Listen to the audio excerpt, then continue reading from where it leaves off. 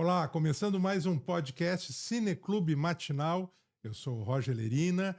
É um prazer estar aqui novamente no Estúdio Hall e em Porto Alegre e dividindo esse podcast sobre cinefilia, sobre Uhum. filmes, de novo com meu amigo, parceiro, crítico de cinema, jornalista Marcelo Perrone. Salve, Marcelo. Salve, Roger. Olá, pessoal. Boa tarde, bom dia, boa noite. Isso depende do horário que É, vocês estiverem vendo. Nós estamos aqui. Nós vamos falar nesse programa hoje, começando o nosso papo, recuperando um pouco da trajetória e dando algumas dicas, né, de filmes de um dos grandes atores do cinema uhum. internacional contemporâneo, que é o irlandês Cillian Murphy, que é ator que foi premiado com o Oscar no ano passado por Oppenheimer, esse filme eh, gigantesco em todos os Aham. sentidos, né, um grande painel, retrato desse cientista que liderou as pesquisas que acabaram chegando, né, dando Hum. nascimento, surgimento da bomba atômica, descoberta, né, dos processos e finalmente a criação da bomba atômica lá pelos Estados Unidos, que foi decisiva na Segunda Guerra Mundial e que acabou pontuando a, Hum. a política e a cultura, a história do mundo desde então. Mas a gente vai falar de alguns filmes desse ator, especialmente os que ele rodou depois de, de Oppenheimer, ou pelo menos depois do lançamento de Oppenheimer, e que são filmes de produção bem mais modesta, diria quase que independentes mesmo, se a gente comparar nessa Sim. superprodução aí, que foi o Oppenheimer. E nós vamos começar Hum. falando, né, Marcelo, vamos em ordem cronológica, né? O Oppenheimer é, é de 2023, foi premiado no Oscar do ano passado, 2024, mas em 2024 o Cillian Murphy já veio com um outro filme chamado Pequenas Coisas Como Estas, e que é um drama impressionante, né, Marcelo, que recupera um tema muito dramático Sim. da história da Irlanda no século XX. Já tinha sido abordado Sim, em, outros em filmes, né? outros filmes, né, que são as chamadas Lavanderias de Madalena, Sim. que eram conventos, instituições ligadas à Igreja Católica, né, administradas por Uhum. freiras, que acabavam recolhendo e tinham quase que um serviço como penitenciárias mesmo, né, para, Sim. para jovens mulheres que engravidavam fora do casamento, e elas eram forçadas a ficar nessas instituições trabalhando num regime análogo à escravidão, e os filhos dessas mulheres, Uhum. quando nasciam, eram eventualmente retiradas, né, afastadas de suas mães e tinham um outro destino, iam para Sim. orfanatos. Bom, eu quero ouvir do Marcelo falar um Sim. pouco aí do Pequenas Coisas Como Essas, é a atuação do Cillian Murphy. Sim, e é curioso, né, Roger, porque normalmente depois de um grande projeto que o ator é super badalado, o Cillian Murphy ganhou praticamente todos os prêmios daquela temporada por causa do Oppenheimer, que era aquele Oscar já garantido desde o início, né? Todo Exato, mundo né? já dizia, vai ser dele, ele só passou chancelando, passando o rodo nas premiações durante todo o ano. E geralmente os atores, assim, eles continuam num holofote, assim, né, depois de um projeto desse. Não, obviamente, com a mesma repercussão, mas pelo menos com a mesma pretensão. E ele se jogou em 2 projetos consecutivos, né, que nós vamos falar aqui Com o hoje, mesmo com diretor, o mesmo né? diretor, que é o parceiro dele na série, que é muito cultuada, do Pink Blinders, Peaky que é um dos Blinders. diretores, né, é um belga chamado Steve Mielants, Tim perdão. Milliant, né?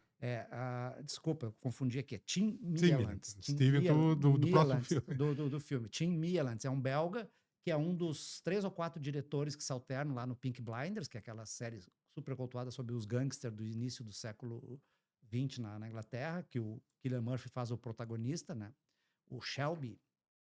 E aí eles saíram juntos para fazer da série, para fazer esses 2 projetos bem pessoais, autorais, assim, porque são filmes bem de orçamentos modestos e com foco, assim, enxutos e com a pretensão, assim, de investir no drama.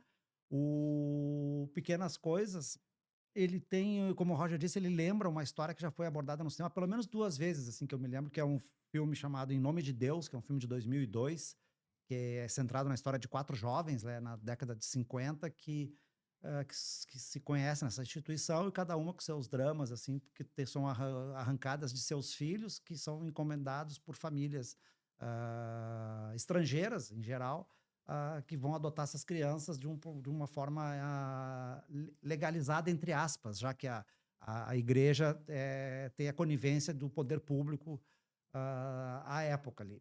Depois ele ganhou maior repercussão com Filomena, aquele filme com a Judi Isso. Dench, Judi Dench. que a Judi Dench interpreta uma mulher que 50 anos depois inicia uma luta provocada por um jornalista que está investigando essa história a reencontrar o filho que foi tirado dela nessa instituição da Irlanda, lá, esses conventos.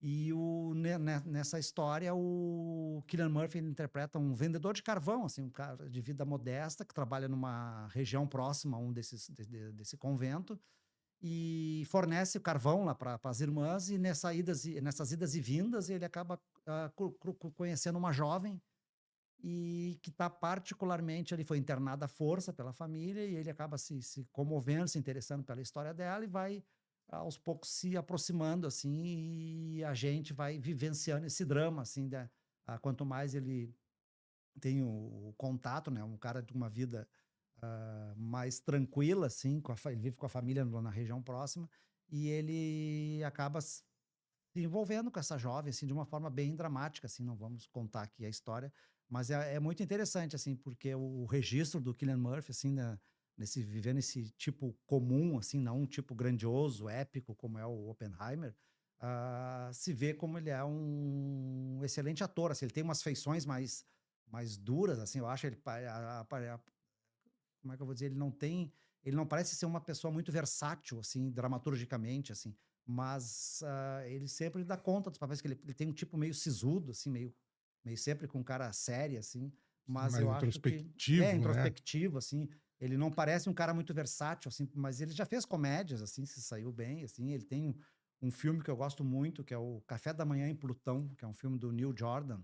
Ele faz um jovem travesti, na verdade, que eu acho que é um rapaz que resolve se empolgar lá com a cena glam rock lá dos anos 70, do interior da Inglaterra, e vai para Londres para dar asas à imaginação, muito inspirado em David Bowie, no Mark Bolan, aquelas figuras lá do glam rock dos anos 70.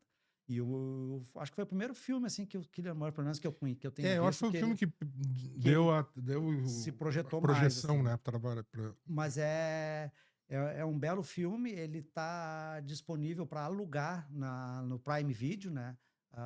Ele não está no catálogo para quem é assinante, mas acho que é R$14 ali. Aí é um belo programa, porque acho que esse filme ele não passou e nem vai passar nos cinemas, assim. Ele é exclusivo do streaming. E esse filme, Pequenas Coisas como Estas, ele, além dessa interpretação excelente do Cillian Murphy, aliás, todo o elenco é muito bom desse filme, mas particularmente uma personagem que também vai aparecer num outro filme que nós vamos comentar daqui a pouco, do mesmo diretor e também com o Cillian Murphy, que é a Emily Watson, que é uma grande atriz, né? Atriz britânica também, e que, bom, pela atuação nesse filme, ela ganhou o prêmio de melhor atriz coadjuvante no Festival de Berlim. E ela faz a madre superiora de um convento, e que também é uma escola, né, ao lado do convento.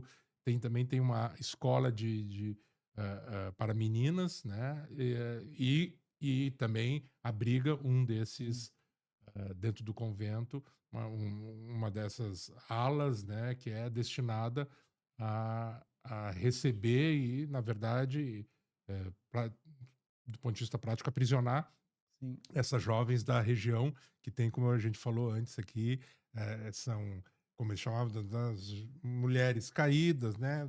São jovens que engravidaram e não são casadas, né? As próprias famílias, né? Elas não eram raptadas ou sequestradas. Exato, as próprias famílias internavam elas, então meio que as pobres coitadas não tinham opção, né? E foi algo terrível, que durou muito tempo do ponto de vista institucional, especialmente na Irlanda, que é um país muito católico, entre 1922 e 1996, que foi quando foi fechada a última dessas chamadas de lavanderias de Madalena, estima-se que cerca de pelo menos 56 mil mulheres tenham passado por essas instituições, e como a gente falou aqui, os filhos delas retirados e destinados, seja por via eh, mais institucional, né, para orfanatos, ou até de uma maneira subreptícia, escondida, ilegal mesmo, passaram para outras famílias, e mesmo fora da Irlanda, né? Foram por estrangeiro. Me chama muita atenção, Marcelo. Esse filme se passa, o Pequenas Coisas Como Essas, ele se passa em 1985, tá? E ele tem uma particularidade que me chamou muito a atenção, além de ser muito bem fotografado, tem umas imagens muito bem feitas, muito bonitas, ele também muito bem editado. Ele tem um desenho de som que é fantástico. Tudo que acontece, as imagens são acompanhadas por sons que são muito significativos. Num primeiro momento, eles podem parecer que são sons ambiente apenas, eles são realmente os sons que estão acontecendo na ambiência, mas aquilo acaba dando, por um lado, um ar da familiaridade e do cotidiano de uma pequena comunidade, um vilarejo, uma cidadezinha aí da Irlanda. Mas aos poucos a gente vai notando que ela também, os sons também estão relacionados com o estado de espírito do protagonista, né? Do Billy, que é esse carvoeiro aí, esse pequeno empresário que vende carvão para abastecer, para aquecer os lares e comércios aí da região. Então, isso tudo afeta o ânimo dele, porque ele é traumatizado. Ele tem uma história que a gente também não vai contar aqui, mas que tem a ver com a infância dele e com a relação com a mãe. E é por isso que ele se identifica muito, ele se toca muito quando ele descobre, ele fica mais ciente, pelo menos, dessa situação que acontece no lado, né? Todo mundo já sabe, mas que cala, seja por conivência, por concordar ou por medo, né, de reprimenda, porque, como a gente falou também aqui, a Igreja Católica é muito forte na Irlanda, sempre foi, E e naquela as freiras também têm comunidade, muito né, poder. todo mundo sobrevive meio às custas desse presídio, né? Todo o comércio local, toda a estrutura da cidade é movimentada por esse convento, então ninguém É, quer comprar briga lá, porque pode ser prejudicado por causa exato. disso, né? É, Inclusive ele próprio, né? Ele ele é o... próprio. Então, o filme fica com flashbacks, né? A gente, né, acompanha, aos poucos vai ficando mais ciente do passado Sim, do personagem, entendendo mais porque ele se comove tão fortemente, de uma maneira tão íntima, com a situação dessas mulheres. perfeito. E esse filme a gente consegue ver em plataforma de streaming, né, Sim, Marcelo? tem que acessar ali pela Amazon Prime, e ali tem uma opção de alugar ele, se eu não me engano é R$14,90, É, preço mais barato que o ingresso de cinema, né? Mas ele não está disponível para quem é assinante, daqueles que é um plus da plataforma para acessar ele. Mas vale muito a pena, porque além de ser um grande filme, ele não passou nos cinemas, acho que nem vai passar. Então, acho que é o único caminho para assistir. muito bom. A gente vai para um intervalo rapidinho e já voltamos para falar de um outro filme muito bom, estrelado igualmente pelo Cillian Murphy e que está disponível em plataformas de streaming. Já voltamos.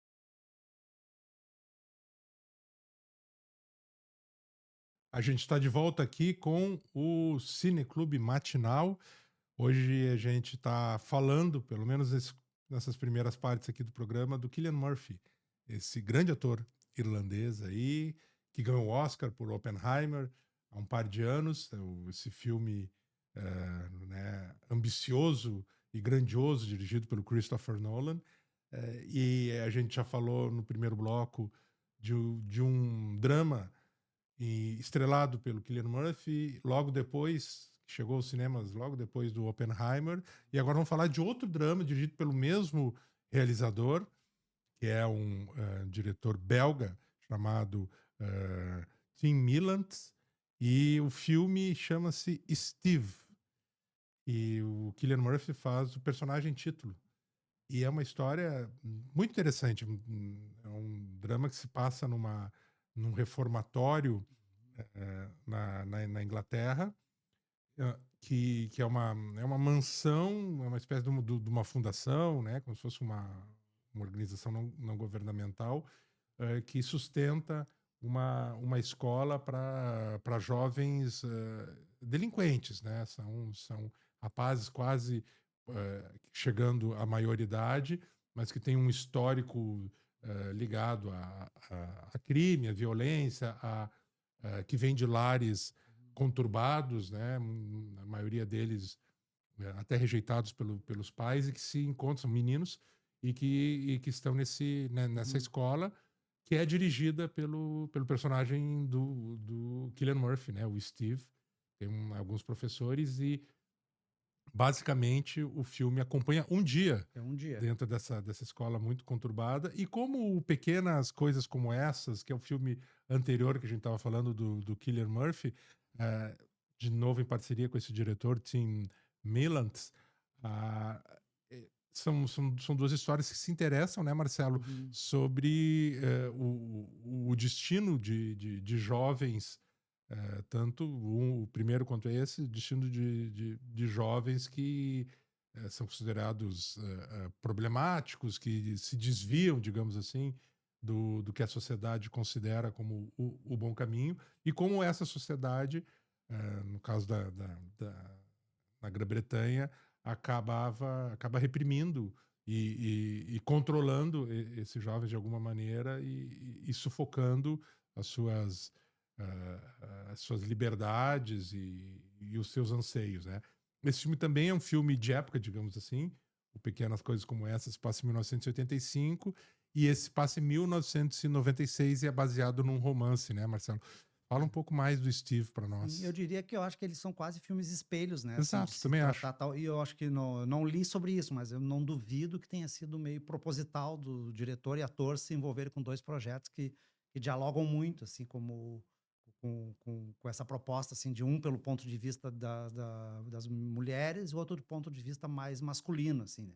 Dessas pessoas desgarradas da sociedade. O filme ele tem uma dramaturgia, assim, que ela é toda estruturada ao longo de 24 horas, né? Ela começa numa manhã e ao longo do dia a gente vai acompanhando o relacionamento desse professor junto com a sua equipe, né? Entre eles tem a personagem vivida pela Tracy Ullman, que é uma atriz conhecida, também fez alguns filmes com Woody Allen nos Estados Unidos, mas também participa muito do cinema britânico. Uma ótima atriz também, ela tá muito bem no filme. Sim, ela é como se fosse É a vice-diretora, né? braço direito do personagem do Steve. E ele é o diretor. E eles estão às voltas além da instabilidade do lugar, né? Por esses jovens em ebulição, assim, principalmente o personagem do Shai, que inclusive é o nome que é o personagem central do livro, que o livro que deu origem ao filme, ele é baseado mais no menino do que no professor. Pro filme, eles resolveram mudar um pouco o foco do protagonista. E eles estão sendo acompanhados lá por uma equipe de filmagem de um documentário para passar na TV, para mostrar a rotina desse lugar. E nisso eles estão às voltas com vários problemas, que é desde a rotina, né, do lugar instável, como um possível corte de custos que pode comprometer o funcionamento e até mesmo fechar a instituição. E isso ao longo do dia, vai escalando, assim, né, com um efeito emocional muito grande, tanto nos jovens quanto nesse personagem, o Steve, que tem que lidar com isso, assim, dá a entender que ele tem um problema com álcool, já teve no passado, e ele está na iminência de voltar a beber.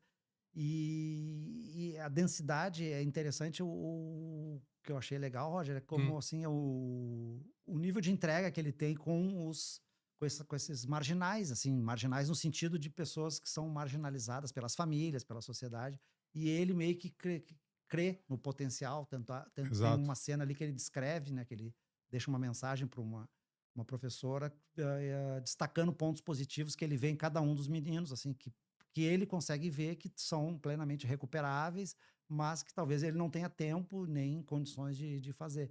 E essa interação eu acho muito rica no filme, assim, é muito interessante pela ambiência do lugar, assim, dessa coisa rural, campestre, e ao mesmo tempo tão intensa, assim, porque tem horas, assim, até a linguagem do documentário, às vezes ela se mistura com o filme, que a gente fica vendo como se fosse a equipe de TV, né? As imagens da TV acompanhando a rotina, assim, num ritmo mais dinâmico, como se fosse uma grande reportagem, assim, sobre o local. Eu gostei bastante também, acho que são filmes muito interessantes. O Steve, esse É, tá na Netflix, exato. esse vocês podem acessar na Netflix, ele entrou agora faz poucos dias que ele tá no catálogo. E esse filme Steve, né, Marcelo, é interessante que, obviamente, Hum,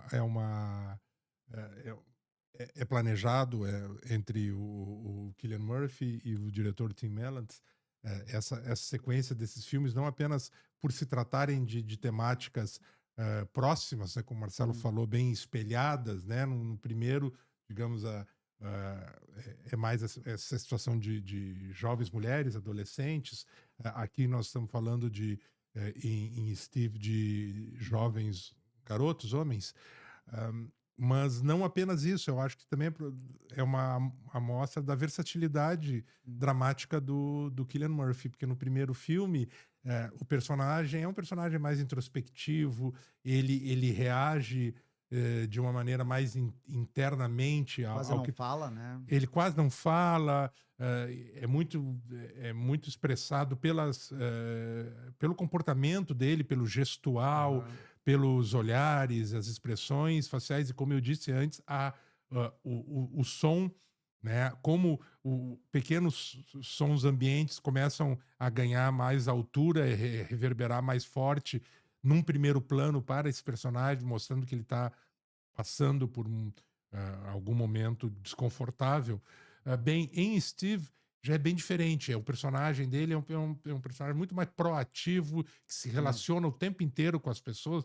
Ele está sempre falando, tendo que responder. Ele não Sim. pode, por ser o diretor e professor, e ser efetivamente a âncora e a ligação entre eh, todos esses alunos, né, que são muito problemáticos, e o corpo discente, né, os colegas professores. Ele Hum, é basicamente o que liga tudo. Ele não pode nem se hum, dar ao luxo de ficar mais quieto, de tentar se eximir hum. das situações. Ele está presente o tempo inteiro no Ele que filme, resolve tudo, e né? ele que resolve tudo. Então, desde de uma briga entre dois garotos por uma bobagem qualquer, como um prato de comida, Até a- o orçamento, até o né? orçamento com os financiadores, e a equipe de TV é essa, que é o que faz a liga, digamos, narrativa, né, da ação. Em Steve Sim, uma equipe de televisão que vai fazer uma reportagem, porque há um questionamento se efetivamente essa instituição hum, ela tem a capacidade de sim. recuperar esses jovens, e tem muito dinheiro ali envolvido, né, que é um dinheiro do contribuinte, digamos assim, ou se efetivamente é só um dinheiro gasto com pessoas que são irrecuperáveis, etc. Bem, ainda falando de atuação, Marcelo, eu destaco muito o elenco jovem Muito bom, né? dos meninos. Esse é incrível. O ator que faz o Shai, que é o co-protagonista, digamos assim, né, do filme, chama-se Jay Licurgo, ou Lycurgo, não sei como se pronuncia esse sobrenome. Ele é incrível, da mesma forma com todos os outros. Sim. Tem outros colegas dele que alguns aparecem mais, outros menos, mas todos eles Sim. são figuras muito fortes, e a gente vê, mesmo que aparecem pouco, as personalidades desses personagens estão muito bem delineadas num Sim, filme que tem um pouco mais de 1 hora e meia. Isso é um sim, grande mérito também, eu acho, do diretor, do roteirista, claro, de conseguir dar sim. dimensão e dar densidade para esses personagens. E lembrando finalmente que entra também uma grande atuação. Novamente, Emily Watson tá no filme. Ela Faz uma faz ponta agora. ela faz um papel menor, como é uma psicóloga que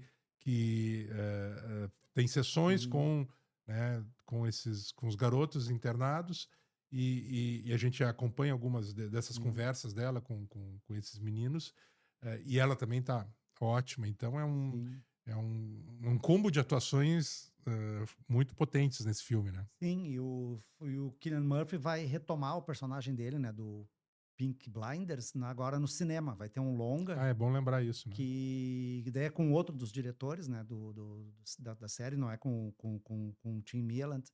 E é um filme que vai se passar nos anos 50 e vai ser uma transição para uma nova série. Mas daí ele não vai estar junto, vai ser tipo uma nova geração, assim. Então, eles pensaram de expandir esse universo no cinema. Eu acho que vai ser um filme que vai ser bem bacana. E depois, em sequência, vem um novo seriado, assim, pelo que eu andei lendo aí. Bom, tá falando de Pink Blinders aí, né? Gangue, Sim. violência, submundo. E no próximo bloco a gente vai abordar isso. Sim. Só que num outro filme, em uma outra região, uma outra época, mas é um filme eletrizante, empolgante, filme argentino, e que está também disponível em plataformas de streaming. Mas a gente vai conversar sobre isso daqui a pouco, tá legal? Já voltamos.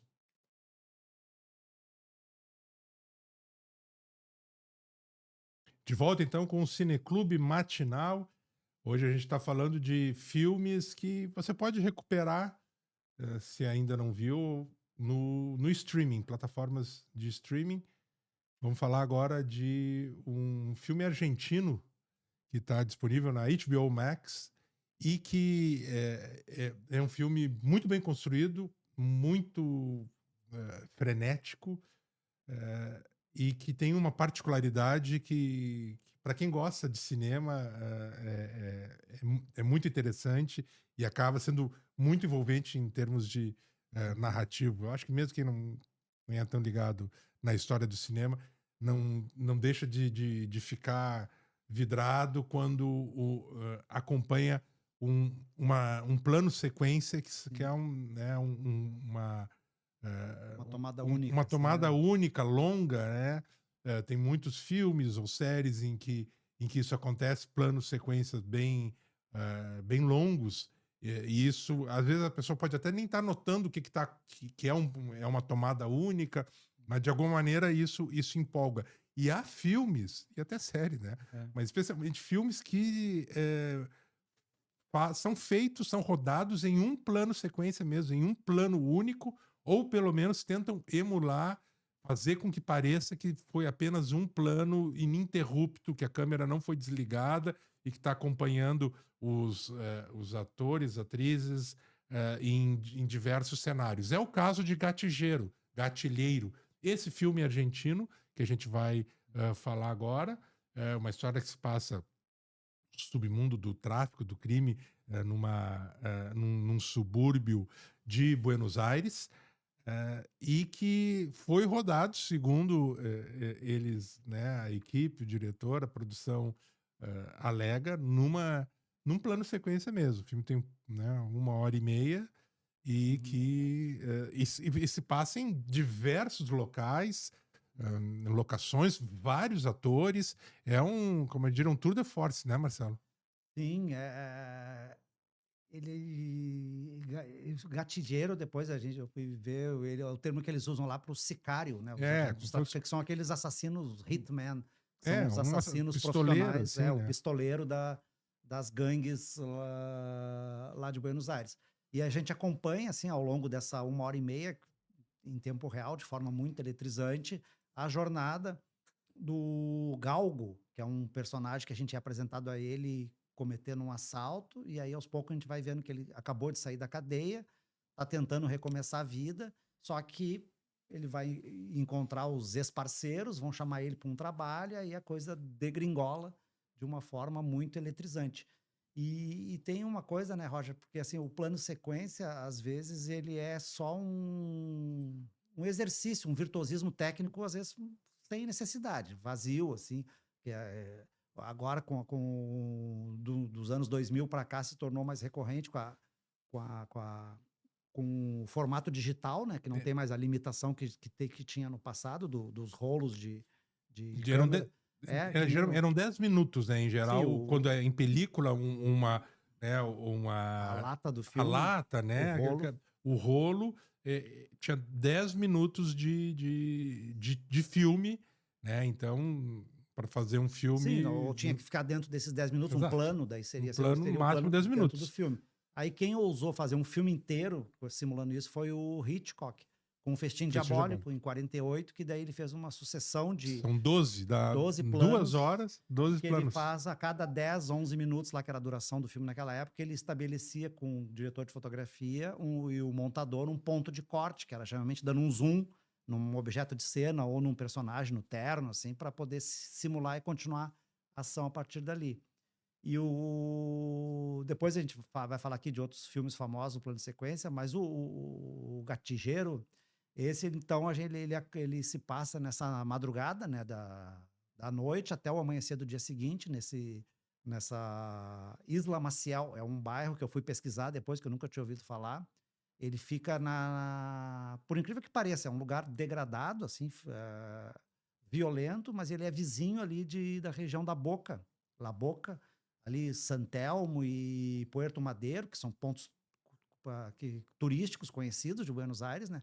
E avança um pouco mais, assim, poucas quadras, poucos quilômetros, se chega nesse lugar porque ele é acessível só por ponte, porque ele é uma ilha, como se fosse uma península ali, na divisa ali da província de Buenos Aires com Avejaneda. Então, eu não conhecia esse lugar. Ele lembra muito, né, para quem conhece La Boca lá, né, Roger? Visualmente ele parece a Boca, assim, Ele parece, lembra, com assim, aquelas casas com folhados de zinco, assim, com umas chapas de zinco. umas coloridas ou não, mas como o filme se passa nessa madrugada, então a gente vai acompanhando o personagem, o Galgo, entrando em situações, porque daí ele acaba sendo acusado de tentar assassinar a chefona do local, que é, que é a tal da madrinha, Madrinha. e ele vai se juntando a personagens. Aí a coisa, não vou ter aquele clima meio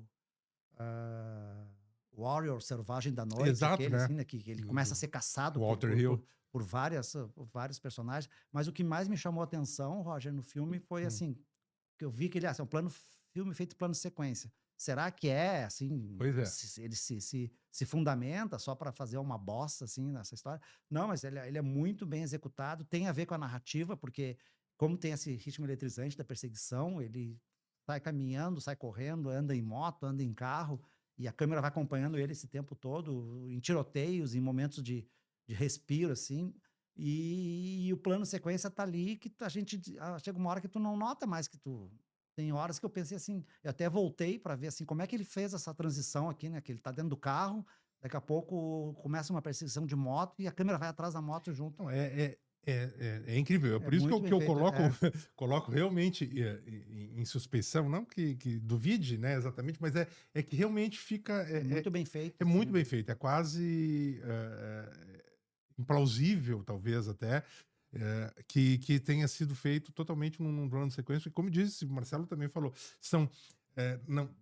não é apenas duas ou três Sim, locações uma gincana, vizinhas. né? Não, percorre ruas, entra em prédios, em casas, Escala em muros, apartamentos, escala muros, acompanha de dentro os personagens dentro de veículos, e não apenas vários, durante essa noite que é infindável.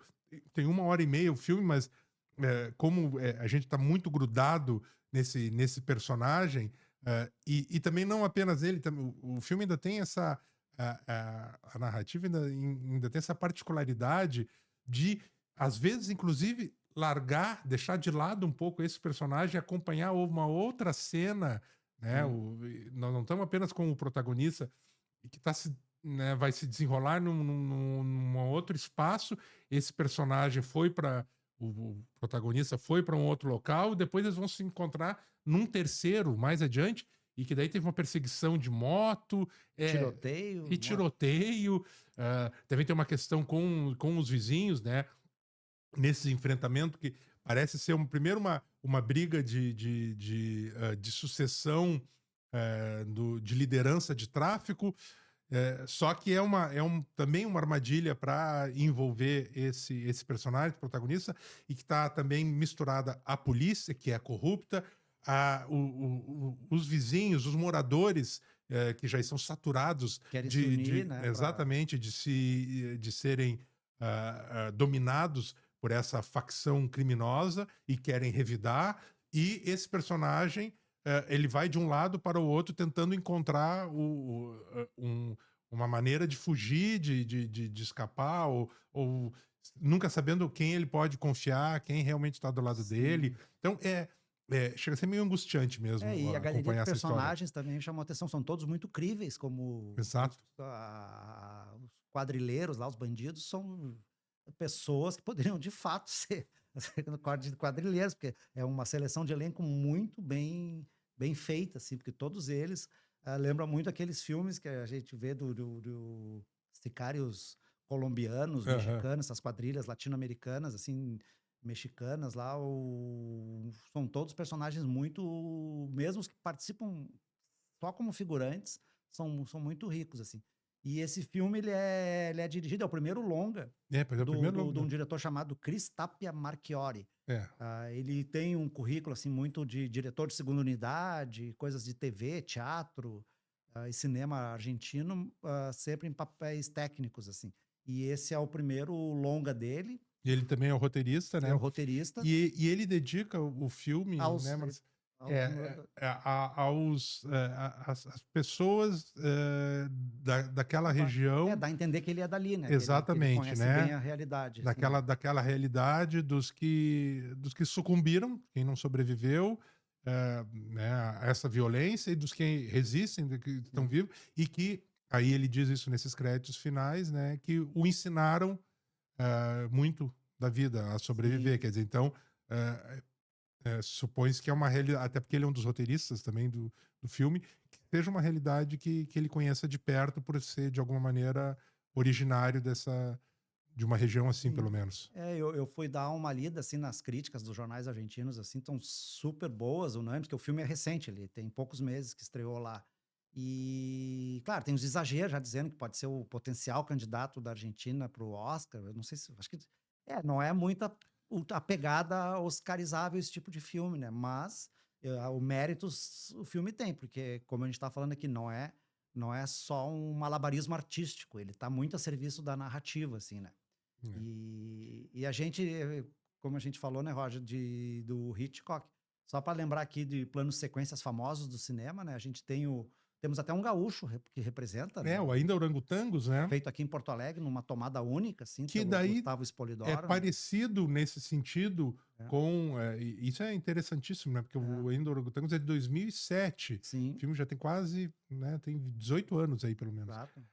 E ele também, da mesma forma que o Gatilheiro, ele se passa em vários locais daqui da capital gaúcha. Também sobe e desce de ônibus, de carro, entra em apartamento, entra em casa, né? Tem vários personagens. Efetivamente é um esforço que poucas vezes se viu no cinema. Sim, antes e depois. E o Ainda Orangotangos, ele tem um mérito extra ainda, que ele tem uma passagem de cena que quebra o tempo, que é uma sequência que se passa da noite pro dia, que é na sequência num apartamento ali na Venâncio Aires, que tem um casal, que ele tem toda uma simulação de troca de iluminação, que foi muito complexo na época de fazer. Eu falo porque eu acompanhei as filmagens na época, né? E ele fez essa bossa, assim, de no meio da cena, ele simula uma passagem de tempo dentro do tempo. Então, na verdade, ele não se passa em 1 hora e pouco, como é o Gatilheiro, ele se passa... o recorte temporal do Ainda Orangotangos é quase 24 horas, por causa dessa transição de cena. Ele começa no fim de tarde ali no mercado público e termina no anoitecer ali na região da Redenção. Então, ele faz esse giro por Porto Alegre, assim, que é muito bacana. E outros dois que eu queria destacar, Roger, que daí tu também dá teus pitacos aí, porque eu sei que tu gosta muito, que é a Arca Russa, né? Que é considerado o marco zero do plano sequência, porque daí já é o primeiro filme já que se beneficiou do suporte digital para fazer uma coisa absolutamente, mesmo para hoje seria pela dimensão que o Sukhorov fez daquele passeio pela história da Rússia no Museu Hermitage, né? de São Petersburgo. E aí eu sei que tu gosta muito desse filme, eu só vou citar dois aqui mais pra te dar teus pitacos também, que daí já são dois que o plano sequência ele é meio simulado, assim, porque dizem que tem cortes, nunca foram muito assumidos, mas que é o Birdman, do Inarritu, que foi um filme super badalado, ganhou Oscar, inclusive, e o 1917, o filme que se passa na Primeira Guerra Mundial, do Shawn Mendes, que é aquela correria entre trincheiras de batalhas, que esse aí também simula um plano de sequência, mas se sabe que ele teve momentos de cortes ali. Exato, são dois, esses últimos dois aí que tu citaste, eles têm cortes, mas eles simulam, eles querem emular essa sensação do plano sequência, dessa tomada única, mesmo que não tenha sido uma tomada única nesses dois filmes, tem longos planos sequências em ambos, e que realmente são muito dificultoso, é uma engenharia de produção para que isso aconteça, muito especificamente em 1917, né? De novo, Christopher Nolan, né? Que a gente estava falando. Sam Mendes. Sam Mendes, desculpa. Esse aí, Sam Mendes. Porque é um filme de guerra, né? E aí, bom, tem toda multidões de logística, extras, né? Essas explosões tem que ser coreografadas e coordenadas muito bem. Mas o Arca Russa, que é esse filme grandiosíssimo, né? Do russo Alexander Sokurov, que conta a história da Rússia nos últimos 200 anos através de um passeio conduzido por um mestre de cerimônias, né? Que é um homem que não é do nosso tempo, é um sujeito lá do século XIX, final do século XVIII, até. E que vai nesse museu gigantesco, um dos maiores museus do mundo, o Museu Hermitage, e que conta a história da Rússia, mas também da Europa, do Ocidente, no certo sentido, e que termina com um baile grandiosíssimo também, é um esforço de produção. E para a gente encerrar essa visão aí do retomada de planos sequências, né, antológicos do cinema, proporcionados aí pelo comentário do Gatilheiro. Vamos lembrar que um dos primeiros temas aqui do nosso podcast foi a adolescência. Exatamente. Foi exatamente uma série, né, em 4 episódios, e que utiliza também do recurso do plano sequência.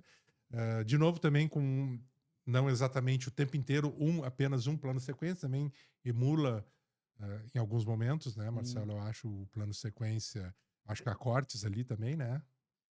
Eles dizem que não. Eles dizem que não. Mas eu não duvido de nada, porque é muito engenhosa. A série é muito engenhosa. Assim, a gente comentou aqui, vocês podem voltar aí num podcast passado, foi um dos primeiros que a gente fez aqui, que foi justamente falando dessa série, que acabou depois que nós apresentamos ela aqui, graças a nós, né? É claro. Ela se transformou num fenômeno da temporada, ganhou muitos prêmios, depois foi consagrada no Emmy, agora recentemente, e ela meio que reavivou essa ferramenta narrativa do plano sequência, colocou em evidência novamente.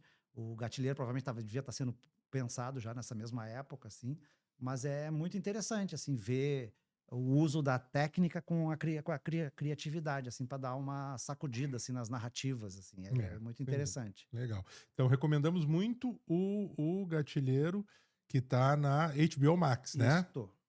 Filme argentino do Cris Tapia Marchiori, primeiro longa desse realizador aí. Era isso por hoje, Marcelo? Terminamos nosso plano sequência aqui. Nosso plano sequência, sem cortes. Sem cortes, mas com algum cortezinho. Bom, esse foi o podcast do Cineclube Matinal, que é uma produção aqui da Matinal, que está comemorando 6 anos, realizado em parceria com o Sindicato dos Bancários de Porto Alegre, da região, e também com os Cine Bancários. O programa é gravado no Estúdio Hall, em Porto Alegre. Tem roteiro e apresentação de Roger Lerina, Marcelo Perrone. A produção é da Luísa Kiefer.